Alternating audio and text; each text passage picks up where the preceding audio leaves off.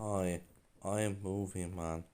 I'm an octopus who reviews movies, and today's review is going to be on. I'm sorry, Cassie.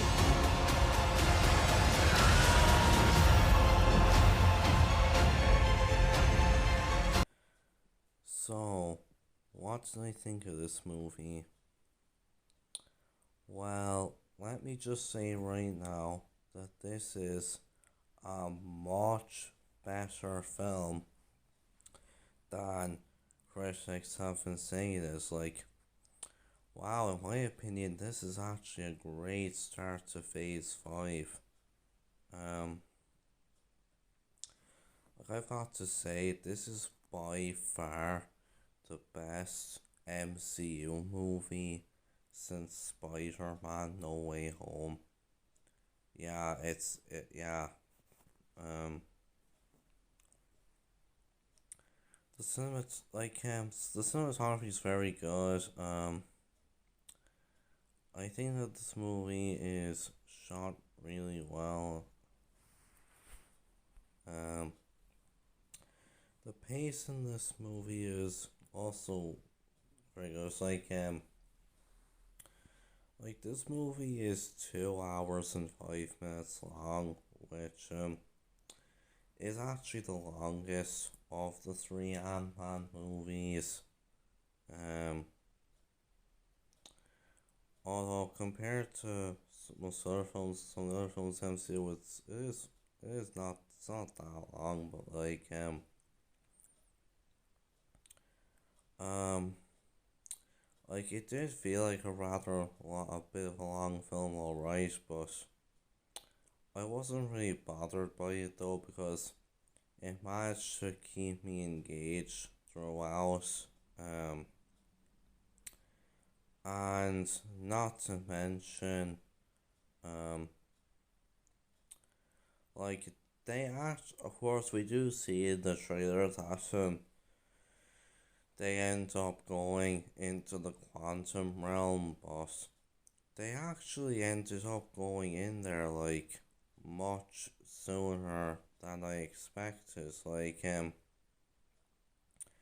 Like they went into the quantum realm in like the first 10 minutes of the movie.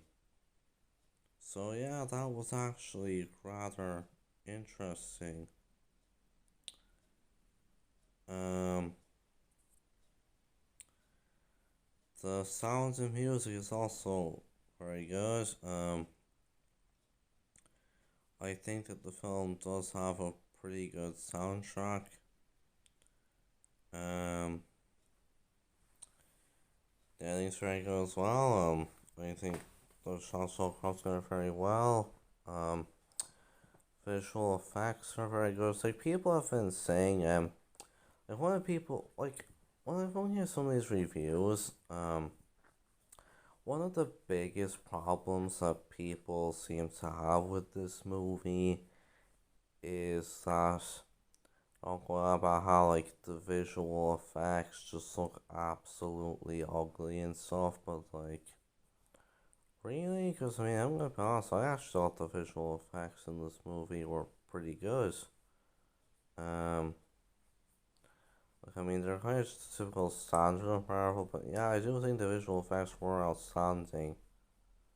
Um, as for the characters, I thought that once again Scott was a great character, and he once again has like funny little quips and stuff.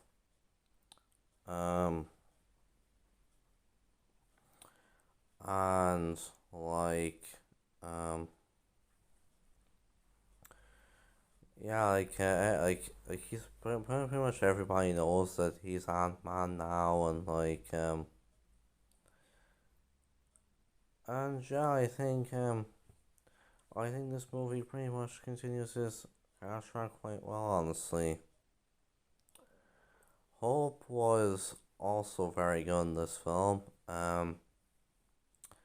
Something I actually thought that this movie improved upon compared to the previous movie, um, was that we actually got to see a lot more of Hope in this film. Well, for as the Wasp than we did in the previous movie, because in the previous film, Ant-Man the Wasp, I didn't have that many issues with Ant-Man the Wasp, the second one, but one issue that I did have was that for a movie called Ant-Man and the Wasp, we just didn't really have enough scenes of Hope as Wasp. But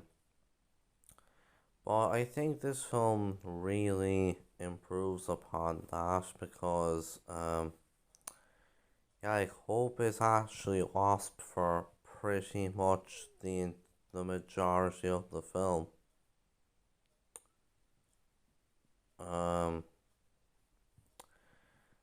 Then there's Cassie, who is also really good.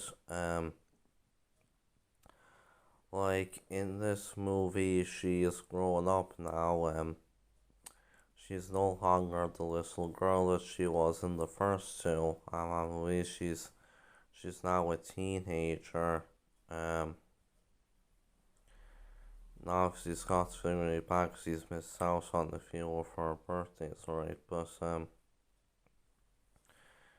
yeah, I thought she was very good in this film. We even got to see her as the Stature, in this film.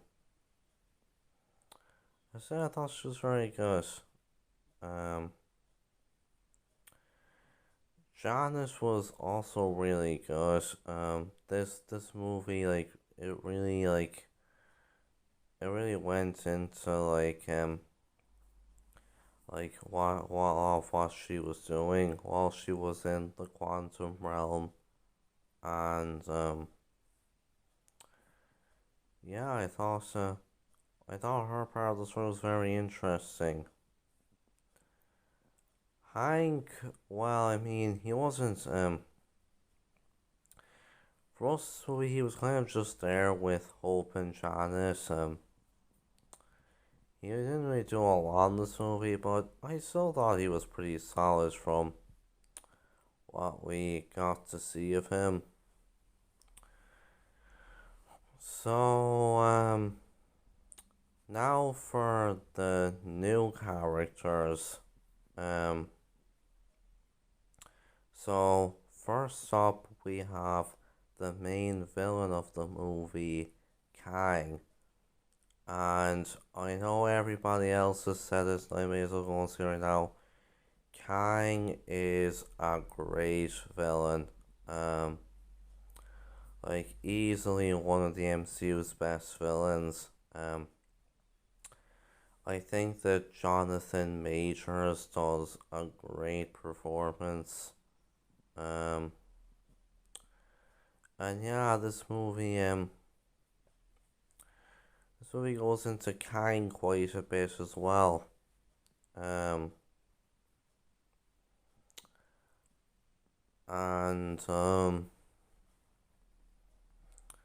So yeah,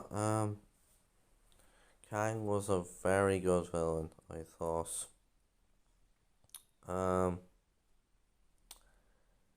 Then then there's Feb, and he's this little slime creature that lives in the quantum realm, and he's voiced by David Dastmalchian, who, of course also played Kurt in the first two Ant-Man films. I actually liked Feb a lot more than I thought I would.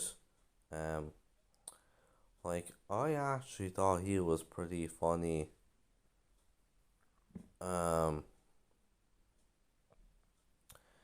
Then there's Quaz, who is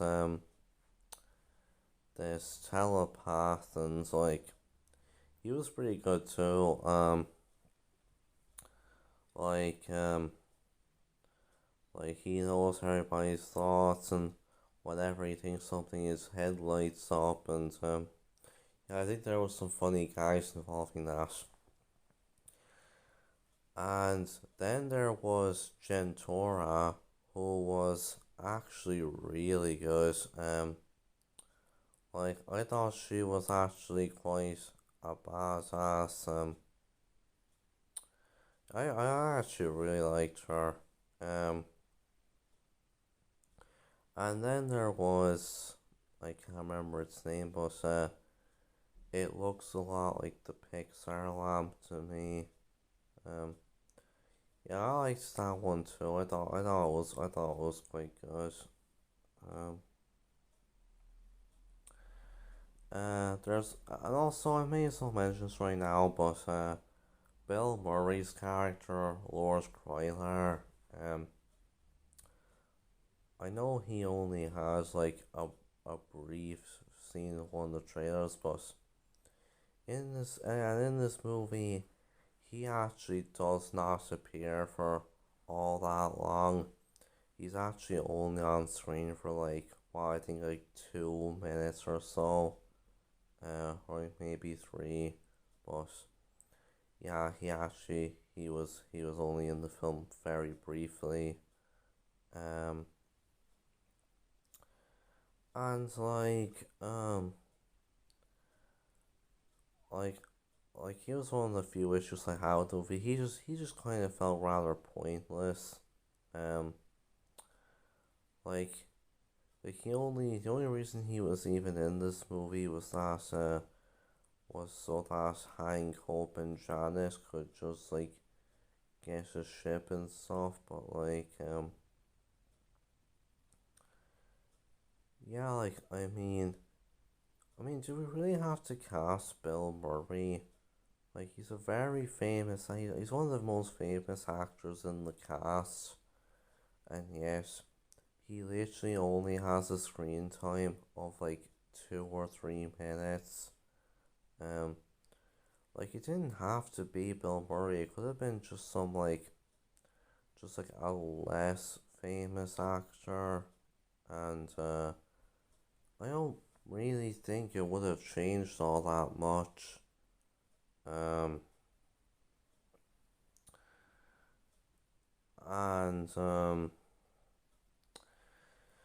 then there's Moatok, and yeah, I may as well go and say it right now. Moatok is Darren Cross from the first Ant-Man movie when he was Yellow Jacket, and now he's Moatok.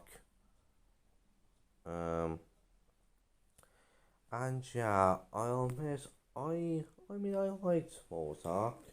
Um, now, of course, I know he looks absolutely ridiculous, but I mean, that's kind of always been the whole point of Mozart, that he's ridiculous, and yeah, I thought there was some pretty fun. He had some pretty funny moments in the movie,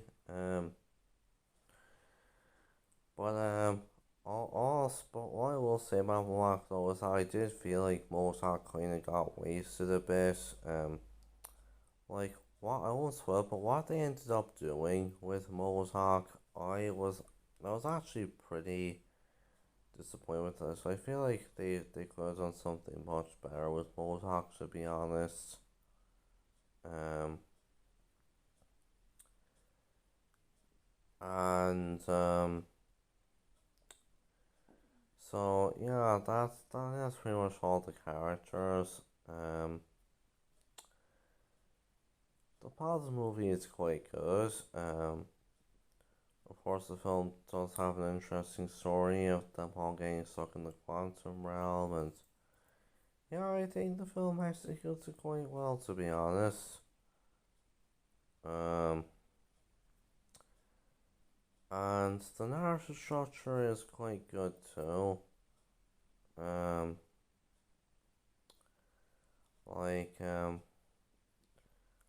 think there's a few subplots in this movie, and I think they all pretty much combine together quite well, in my opinion. Um, Gordon was about like Scott and Kang and Janice and stuff. Yeah, so I thought it was done quite well. So overall, I thought Ant-Man and the Wasp: Quantumania was a great film.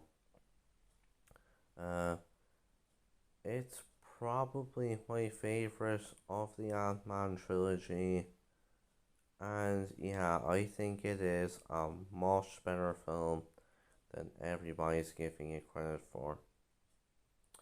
And so, with that, I am going to give Ant-Man and the Wasp: Quantumania a 9 out of 10. So, with that, I'll see you guys next time, and bye.